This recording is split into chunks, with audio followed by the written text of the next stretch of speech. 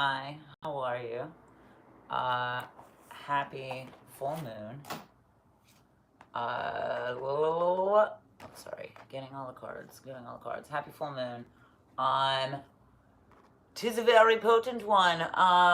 Many talk about it coming in twos. Interestingly enough, I'm not gonna gate that it was like absorbing a lot of Capricornian energies. But I think in its highest point and in the wee hours of the night, surprisingly already set. It's like 6 p.m. now, but it was 6 a.m. its fullest. And then jumped into Aquarius, so it does absorb that, but it moves into something, which is maybe what confuses us a lot, or makes us feel like we're grasping or grappling onto, or makes a lot of these full moon energies feel so unexpected. So the moon in Capricorn, or crept into Aquarius in the wee hours of its fullest potential. The sun in Cancer, a very potent and filling emotional state. Very sensitive state as well. Especially, at least for me, I notice a lot of sensitivity when Mars has some relationship toward Cancer, whether it be in it or not. And in this case, Mars is 0 degree in Gemini, but in relationship to where this moon is, right? And that relationship to Uranus and to Mercury, I think, lends a lot to what it is that we internally, soulfully want versus what the collective strives for and fights for, and boasts about, or, means and inflicts, really.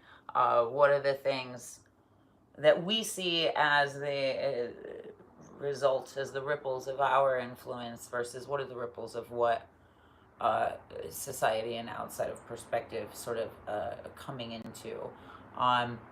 I like to think of it like a good DJ.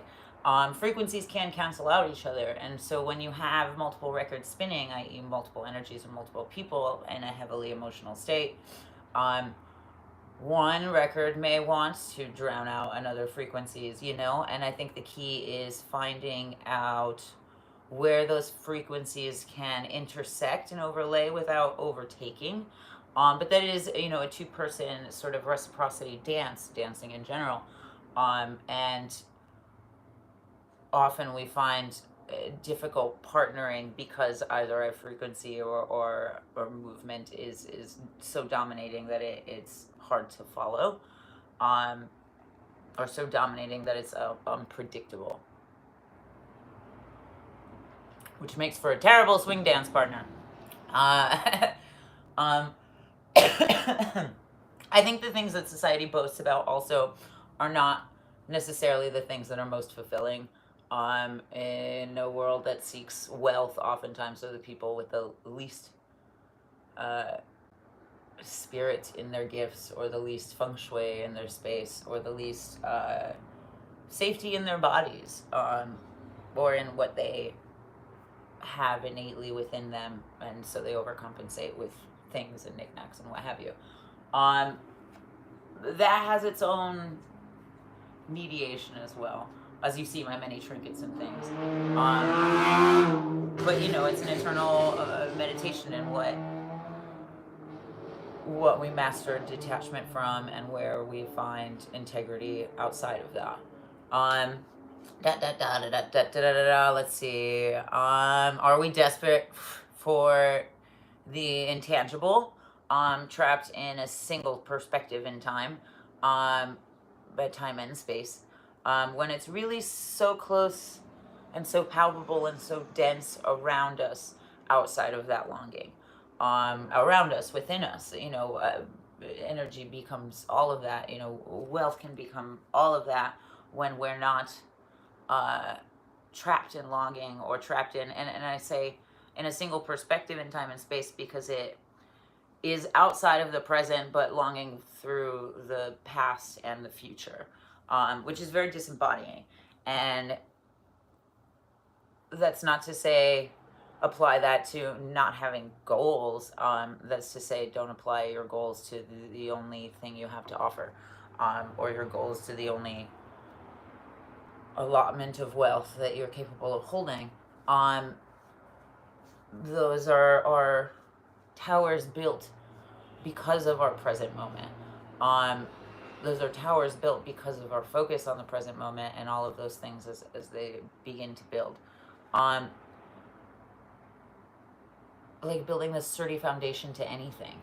I know I'm gonna get into that a little bit more because there's all that and something else. Let's see. Oh, got it. So this is also in relationship to Saturn, Jupiter, and Saturn squaring. Jupiter and Saturn together, but squaring the moon.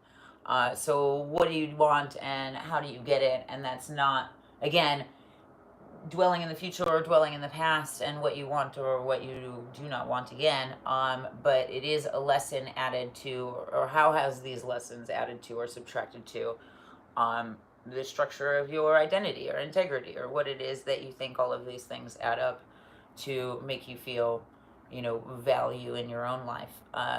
When we are just building mind, like you can almost like, if you're building rock towers, and if you're building a Lego tower, if you're building, anything, if you're adding to a pile mindlessly, you can start to see the base structure of it crumble underneath it, because there was no intention or integrity in the placement of these blocks, right? Building an igloo, even. If you're not using, good snow that you looked for, that you had to sift for, that you had to test, and that you had to place well and be patient with, then it breaks down in its foundation right underneath you, right? So if you find yourself sort of mindlessly engaging in habits, that becomes the structure, or the weight bearing structure of the foundations of your life. So again, back into the present moment, how is it that even the small steps become very potent placement for where it is that we're moving? And honestly, sometimes even the way that sounds, it's very much like just like a walking meditation, or Buto, where you're paying even more uh, precise, focused attention to the little things and little movements and little, muscle twitches and contractions and expansions. And in that way, you begin to teach yourself how to move on your own, or how to walk again in your own right, and as you are today, which I think is very important, rather than grasping onto would have, could have, should have, that is longing in the past or in the future. Pluto is also 0 degree in retrograde, influencing the moon, and I think the ideations of what we've built and where it's going. Again, this Jupiter-Saturn relationship, this Mars 0 degree relationship. Pluto's very etheric, and I think having this conversation with the moon and Pluto, and all of this Capricorn energy, and then moving into Aquarius, with the same heartfelt ideations, I think, hopefully with the same understandings of how expansive Aquarius can be, but moving away from the contractions of Capricornian energy. It's giving very like tense muscles and relaxed muscles, like tense muscles and relaxed muscles, and maybe that's where we fluctuate, and that's for a little bit, and it's gonna become very intense, but also very relieving, when we master that release. At least careful not to maintain within contractions. And I wonder if the way the world is observing so much more Capricornian energy than I am, if that says something about that muscular structure in thought, that logical muscle being worked outside of the creative possibility. I don't know, right-brained artist. Sorry, guys. Not sorry. Let's see. That's not to say that we focus on the future, but enables any stable building. Each step counts in the present. And when the present is not fulfilled, it all comes crashing down. Again, that sort of mindless structure building.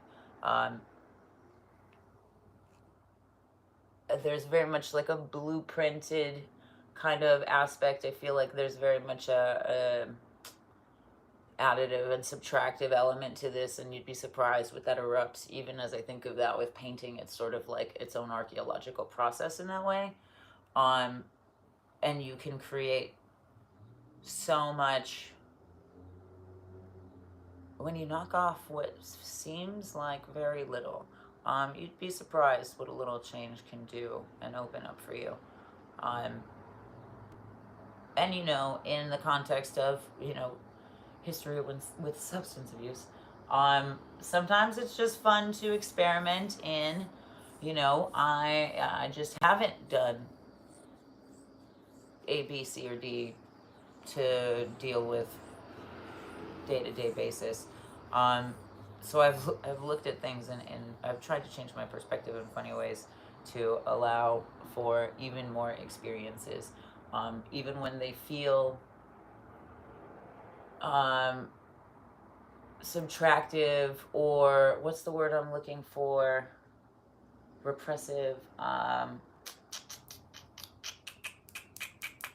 say this all the time about being a vegetarian. Rather than focusing on what I'm like lacking or what I'm depriving, rather than focus on deprivation, see that as an opportunity for all the space that leaves to be filled by something that is more potent or nutritious or beautiful or what have you. Sometimes all it needs to be is pretty colors.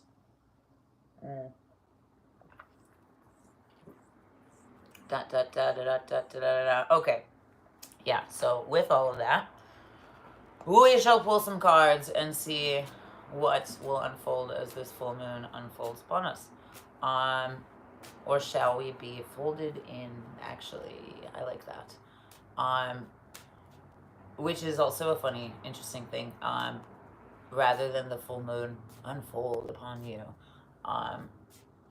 unfold for you. What would it be like to be in the fold? I feel like that could be quite comforting and very warming and sweet and calming and igniting. Oh boy. Yeah. That's what I get for tapping into that energy. Okay, we pull cards. I'm gonna fold them. We will breathe. I'm gonna fold them. I'm gonna shuffle them. We will breathe. And, I don't know, maybe I'll catch my disco ball shedding some sunlight as it catches it. Ba ba ba da da da da da da da da. I probably could just fold these off camera. I feel like everybody would trust me. But I don't know. Behind the curtain we go. Beyond the fourth wall. Okay.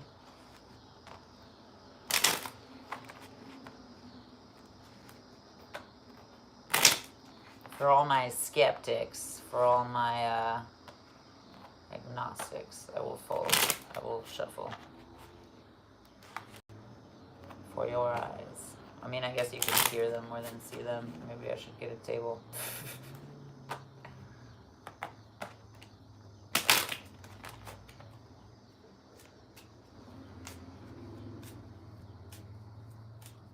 Ooh, that's just numbers and I can already feel it. Don't breathe with them both together. They all are intertwined.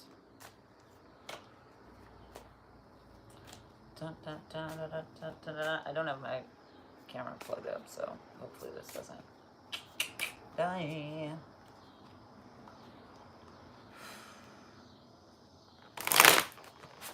This is quite exciting. I'm feeling quite a lot in the shoulders. That's the Mars and Gemini. Gemini ruling the arms, Mars ruling action. Quite twitchy. How indecisive. Would a typical Mars move? I mean, Gemini move. How anxious. How unsure.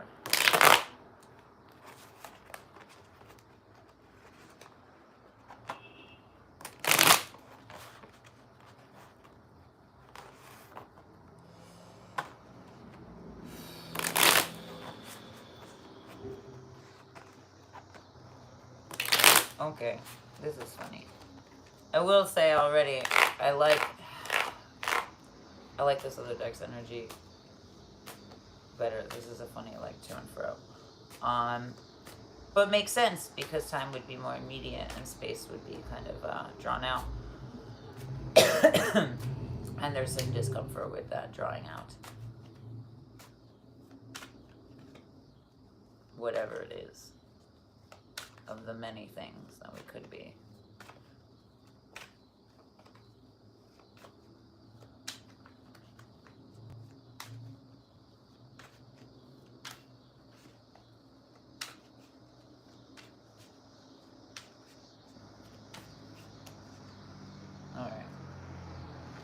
Alright, we bond the two,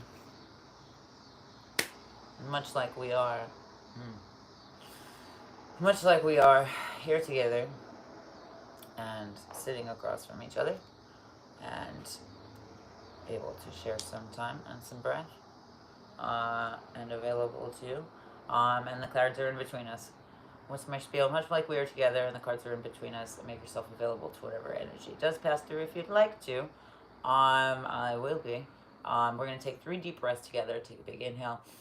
And on that exhale, sort of envision a shadow card coming into you.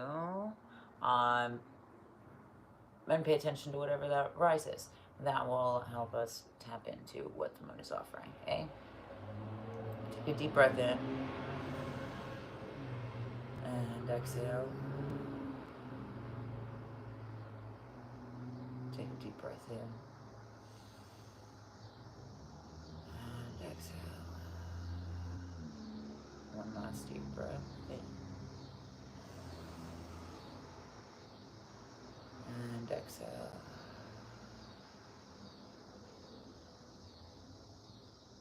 How deep and expansive. This sits somewhere different. Per Cancer. Sits in the darkness, perhaps. Ooh, yes, yes it does.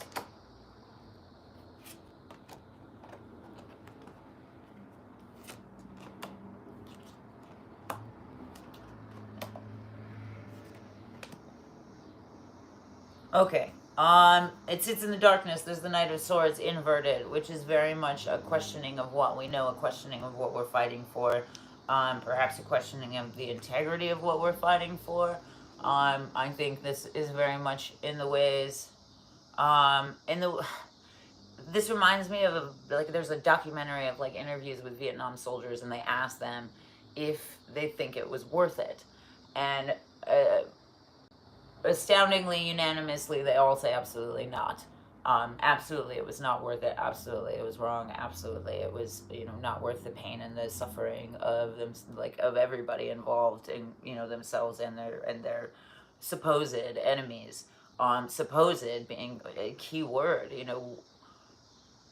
This is a moment to question everything. Yes, question everything that you were told. However, don't lose sight of your own reality or grounding in yourself.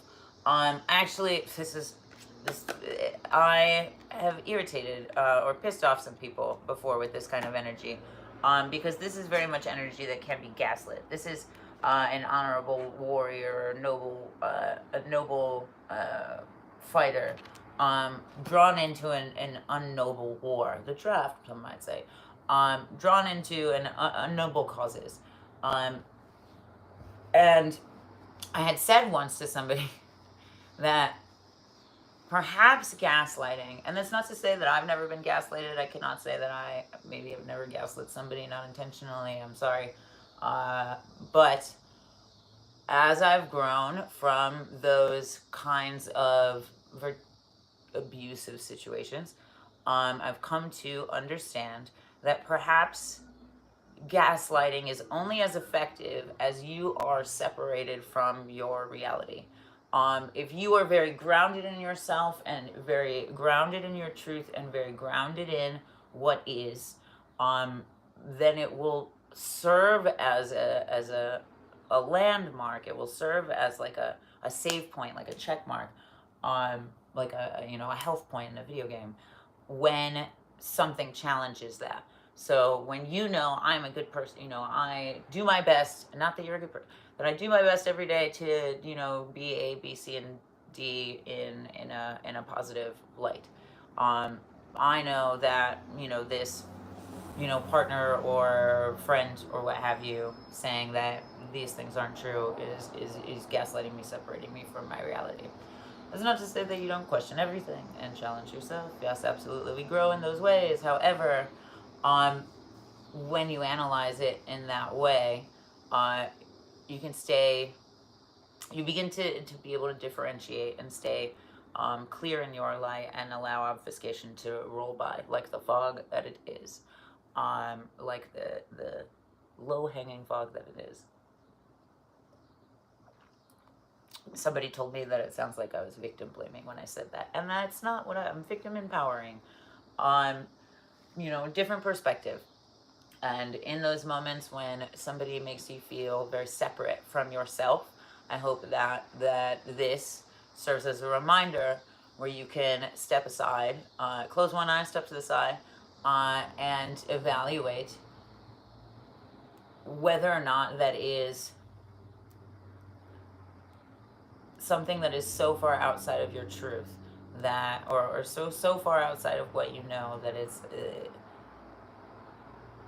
that a part of your body or your character or not.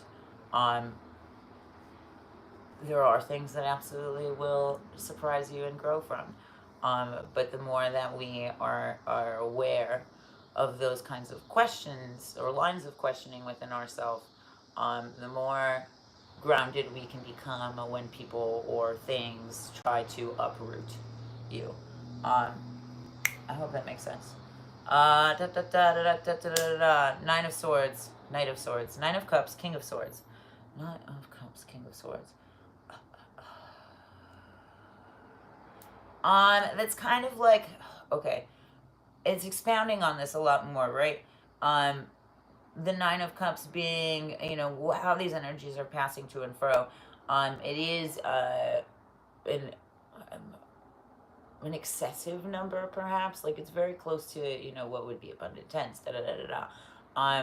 not that this is excessive per se, but it can be. Again, if we're just taking everybody else's truth as ours, then that is excessive, I guess, data information. That's excessive input, without any streamline or exchange or reciprocity or recognition. Where are the like molecules in this? Where is the overlapping structure?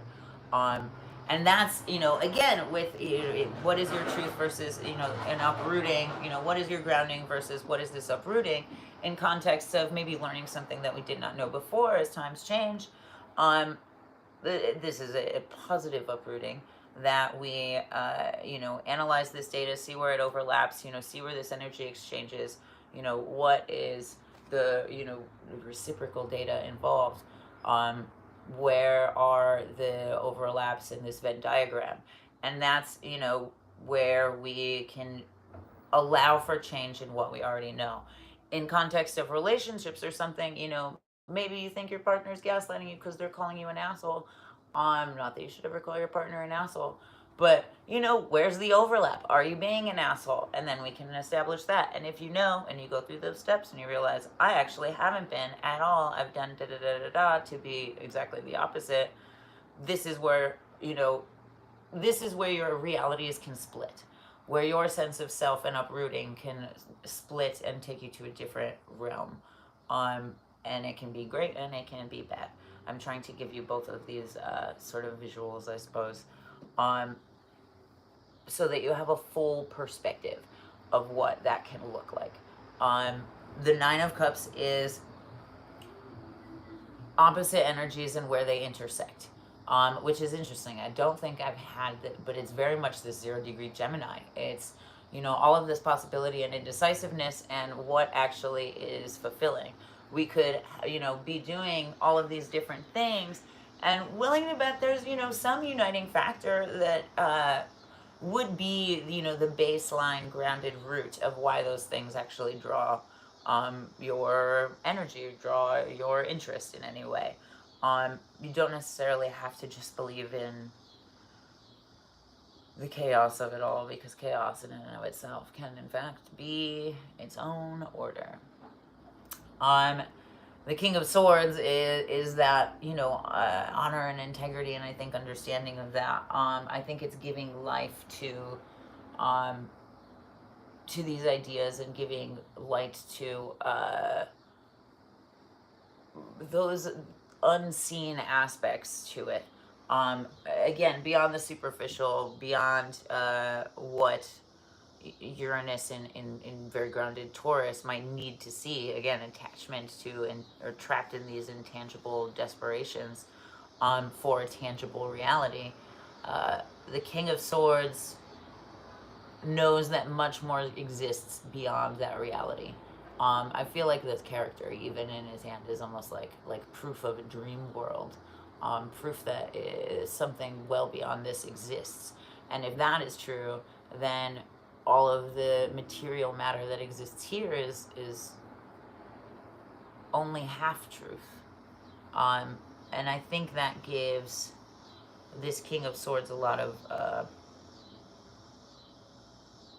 peace and discernment, where the Knight of Swords was feeling very betrayed, or perhaps feeling very lost. Betrayed, lost, what have you. The King of Swords is very much honorable and direct, and and I think speaks more to leadership than following. Speaks more to outspokenness than being directed.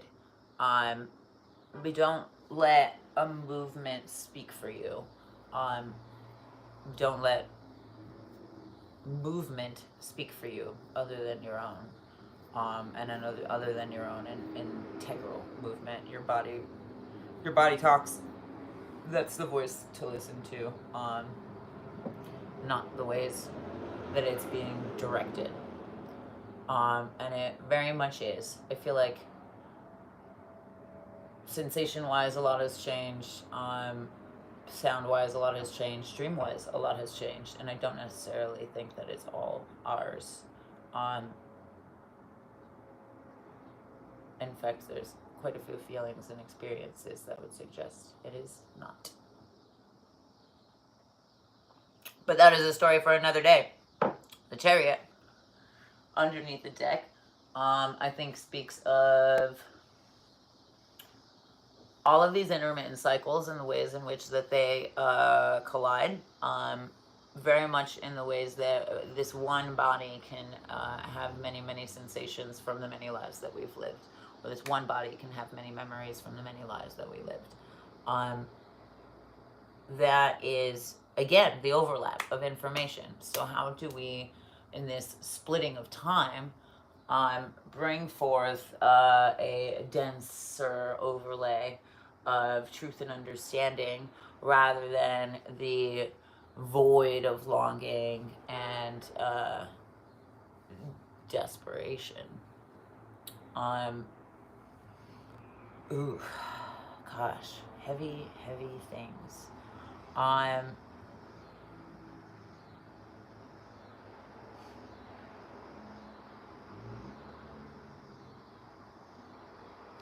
This is very much about full body experiencing, but even beyond that, your body is experiencing generations of data on its own, with lineages and lineages within you, genetically.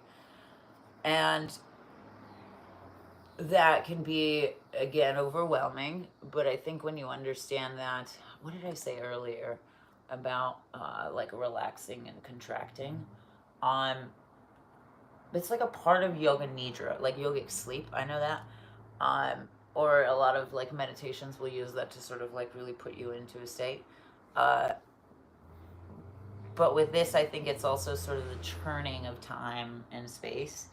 and the ways in which that though a full body experience can make you contract quite intensely, a good full body experience can also make you relax intensely. Um, with the influx of everything I think that the full moon will bring, and whether or not we uh, fall into the fold, get into the fold, or are unfolded upon, I think that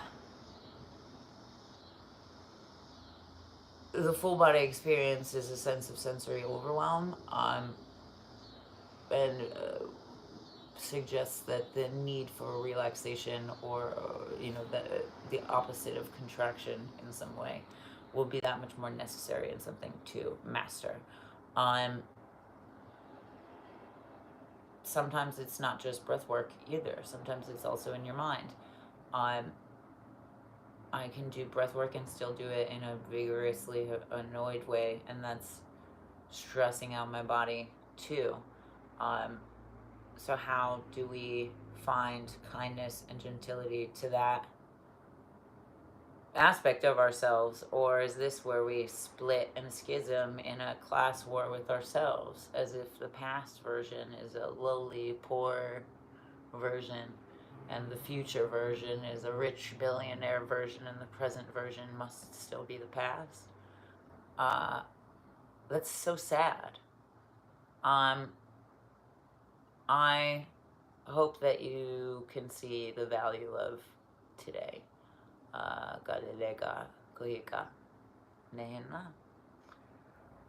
I'm grateful for today.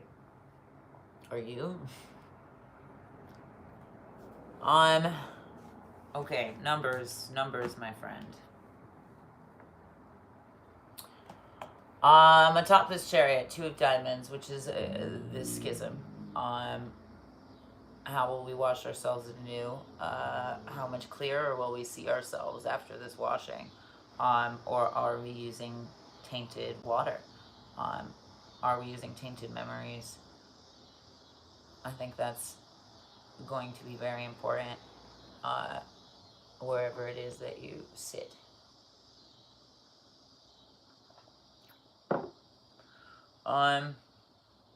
Ten of diamonds, 2 of clubs, 8 of clubs, ace of clubs.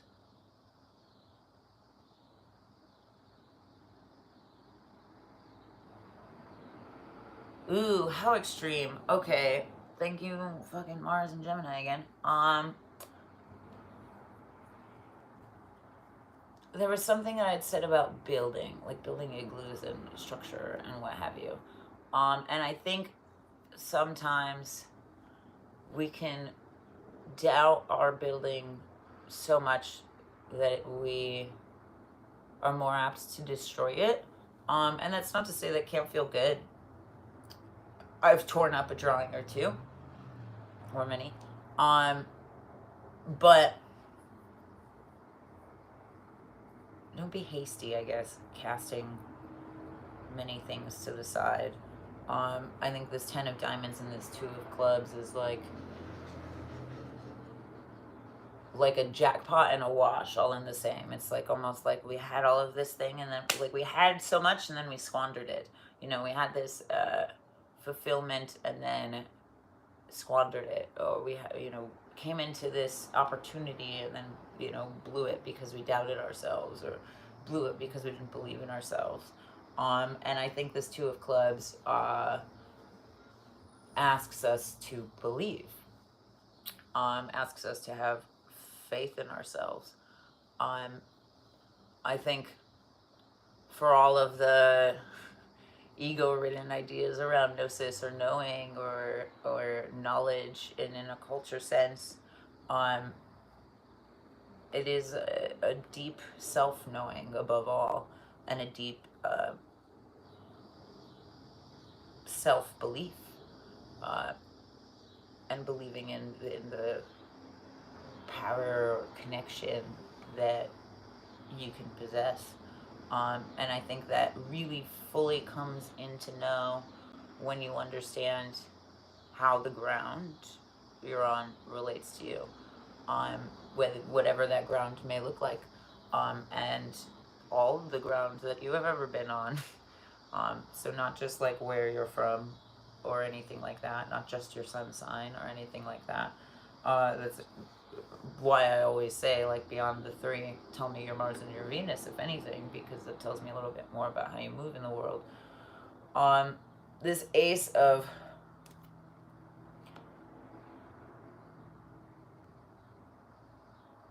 Clubs is a potent reflection or wish, I suppose. It's potent, like, multiplication of, I think the ways in which that we can have pride in ourselves are the ways in which we can see ourselves growing. Much like I've always said, the most masculine thing you can do is protect, and the most feminine thing you can do is create. With the protection of masculinity comes pride in these creations. You protect the things that you're proud of. You like to show the things that you're proud of, and the masculine in us wants to be, the masculine in all of us wants us to be proud of ourselves, and remind ourselves that there's things to be proud of.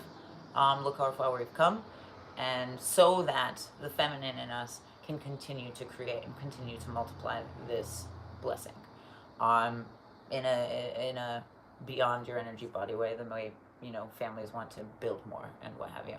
But again, this energy exists within all of us. So I think with this Ace of Clubs too is very much a sort of golden ticket of we have a cheat code moment here, that we can sort of infect the algorithm with something more prolific, and so whatever it is that you feed your energy into, may it multiply on the other side of this portal.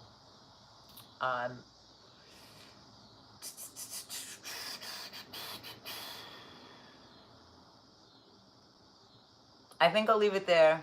I feel like a lot of this has been sort of reiterations of itself too, in many ways. If you would like some clarity, hit me up. If you enjoyed this, let me know. And other than that, I wish you a magnificent, wonderful trip through this very potent full moon. And above all, a happy full moon.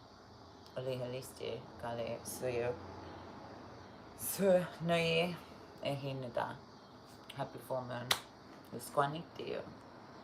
Wonderfully so. Party on, and I will see you next time. Whenever that is. Yeah. Love ya.